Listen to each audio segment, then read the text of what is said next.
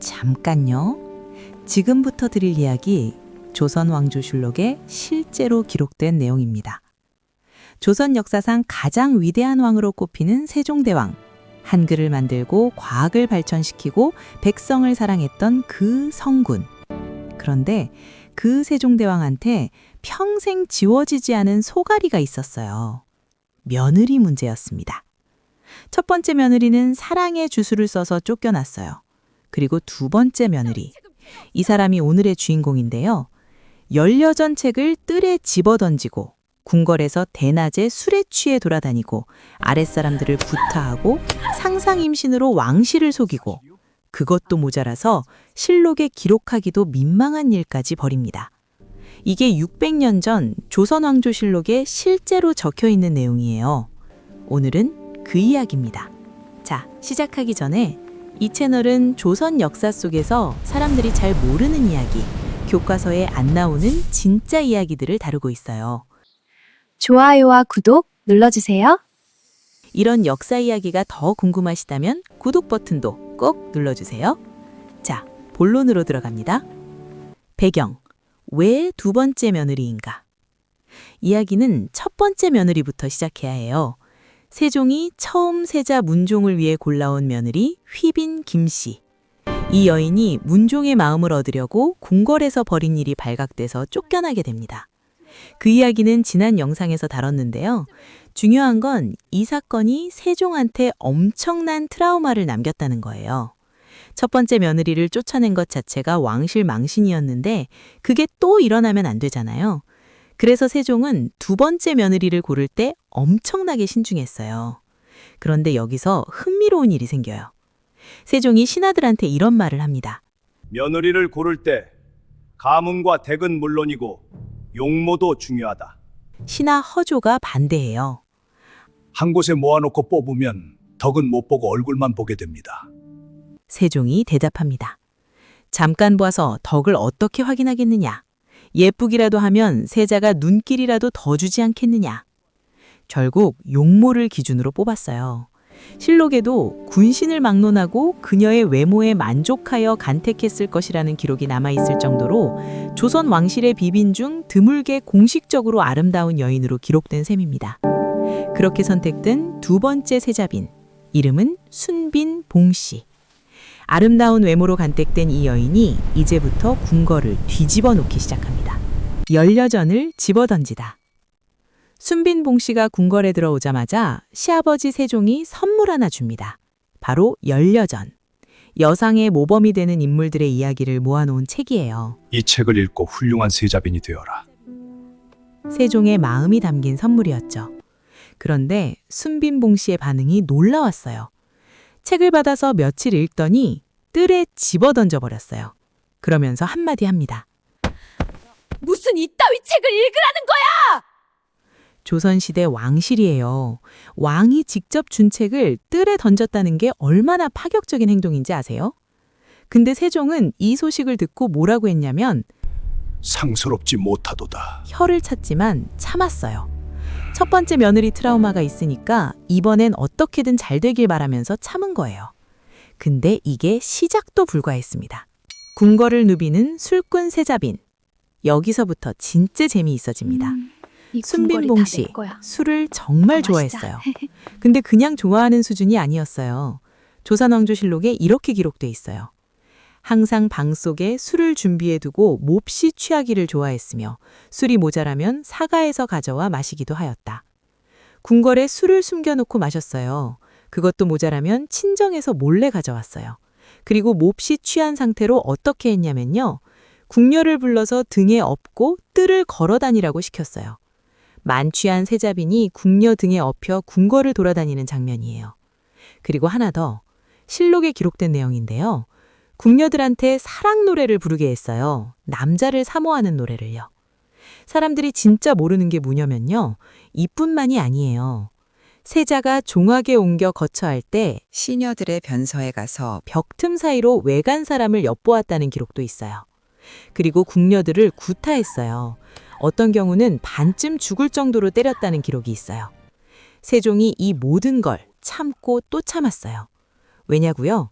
이미 첫 번째 며느리를 쫓아낸 전례가 있어서 또 쫓아내면 왕실 망신이 2배가 되는 거거든요. 그리고 더 절박한 이유가 있었어요. 문종의 나이가 16을 넘겼는데도 아직 아이가 없었어요. 왕조를 이어갈 후계자 문제가 급했어요. 그래서 세종은 특단의 조치를 내립니다. 명문가 출신 여인 3명을 세자의 소실로 들이기로 한 거예요. 상상 임신 사건. 소실 셋 중 한 명인 권 씨가 임신을 하게 됩니다. 세종은 너무 기뻤어요. 드디어 손자가 생기는구나 싶어서요. 그런데 그 소식이 봉 씨한테는 폭탄이었어요. 후사가 없는 자신의 위치가 위협받을 것을 두려워했고 바깥에 새어나갈 정도로 큰 소리를 내고 울었다고 해요. 소실권 씨가 아들을 낳으면 나는 쫓겨나게 될 거야. 이 공포가 봉 씨를 흔들기 시작했어요. 그때 봉 씨가 갑자기 선언합니다. 나도 임신을 했다. 세종이 깜짝 놀라 기뻐하면서 봉 씨의 처소를 옮겨주고 특별 대우를 해줬어요. 그런데 얼마 지나지 않아 봉 씨가 또 선언해요. 유산을 했다. 단단한 것이 형체를 이루어 나왔는데 지금 이불 속에 있다. 세종이 확인하라고 했어요. 이불 속에 아무것도 없었어요. 봉 씨는 상상 임신을 했다가 이후 유산을 했다고 거짓말을 한 것입니다. 왕실을 속인 거예요. 세종은 이때도 참았어요. 얼마나 아이가 갖고 싶었길래 저럴까. 동정심으로 덮어뒀어요. 근데 진짜 결탕타가 남아 있었습니다. 결정적 사건, 소상 스캔들.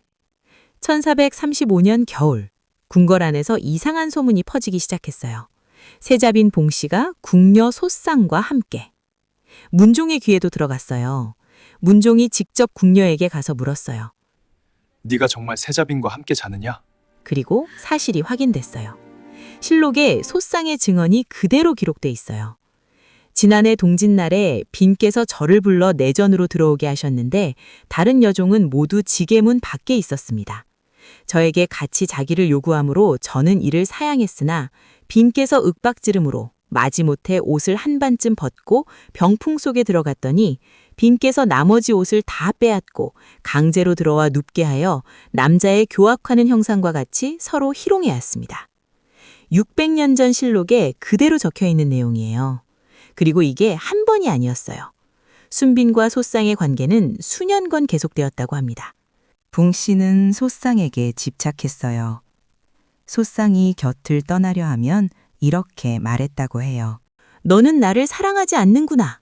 원망하고 화를 냈어요. 소상과 잠자리를 가진 뒤로 순빈 봉 씨는 자기가 직접 이불을 정리하였고 그 이불을 세탁하는 일도 최근처판에게만 은밀히 지시하였다고 합니다. 이 모든 사실이 결국 시아버지 세종까지 보고됩니다. 세종, 드디어 한계에 달했어요. 근데 여기서 세종이 고민에 빠졌어요. 또 쫓아내면 2번이나 며느리를 쫓아내는 거잖아. 실록에 세종의 속마음이 담긴 기록이 있어요. 2번이나 폐출을 행한다면 사람들의 눈과 귀를 놀라게 할 것이므로 나는 이를 매우 민망히 여겨 어찌할 바를 알지 못하겠다. 근데 결국 세종이 결론을 냈어요. 나머지 일은 모두 가벼우므로 만약 소상의 사건만 아니면 비록 내버려 두어도 좋겠지만 뒤에 소상의 사건을 듣고 난 후에는 내 뜻은 단연코 세자빈을 패하고자 한다. 1436년 10월 26일 세종은 세자빈에게 아이가 없고 투기를 하는 것 등을 이유로 순빈 봉 씨를 배출하였습니다. 그리고 세종이 신하들 앞에서 고개를 숙이며 말했어요. 전에 김 씨를 패했는데 또 봉 씨를 패하게 되니 이것은 나와 세자가 몸소 집안을 올바르게 거느리지 못한 소치이다.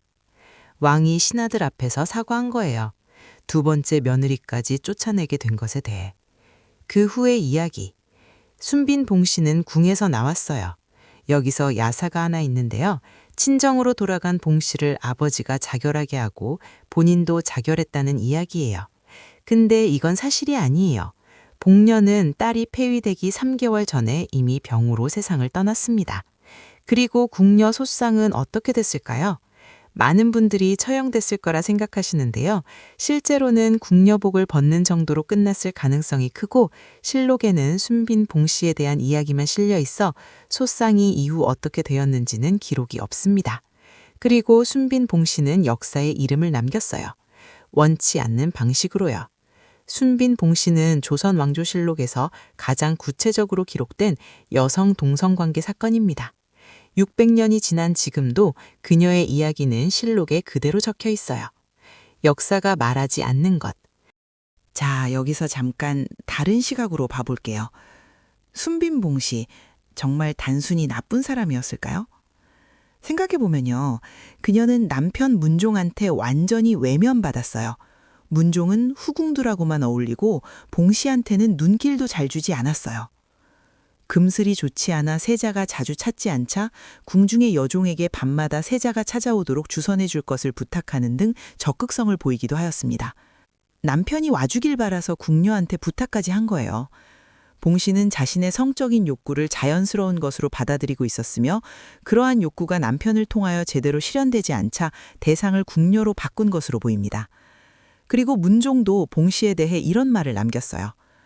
내가 순빈을 총애한다면 투기하고 사나워져서 비록 칼날이라도 또한 가리지 않을 것이며 만약 그 뜻대로 된다면 옛날의 한나라 여후라도 또한 능히 이보다 더하지 못할 것입니다. 아예 처음부터 거부한 거예요. 외모만 보고 뽑아놓고 정작 남편은 보지도 않고 그 외로움과 좌절이 어떻게 쌓였을지 생각해보면 단순히 나쁜 며느리라고만 보기엔 좀 복잡한 사람이에요. 물론 그렇다고 그녀의 행동이 다 옳다는 얘기는 아니에요. 소쌍에게 한 일은 명백히 강제였으니까요. 하지만 역사는 늘 결과만 기록하고 그 안에 있는 사람의 이야기는 잘 보이지 않기도 해요. 세종대왕. 역사상 가장 위대한 성군이라 불리지만 그도 어쩌지 못했던 게 있었어요.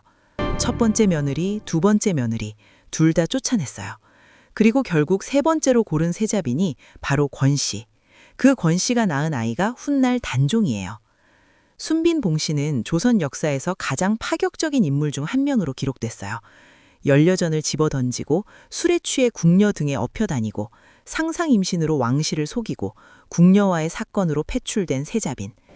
이 모든 이야기가 조선왕조실록에 그대로 적혀 있어요. 600년 전 기록이 지금 읽어도 이렇게 생생한 이유가 있어요. 사람 사는 이야기이기 때문이에요.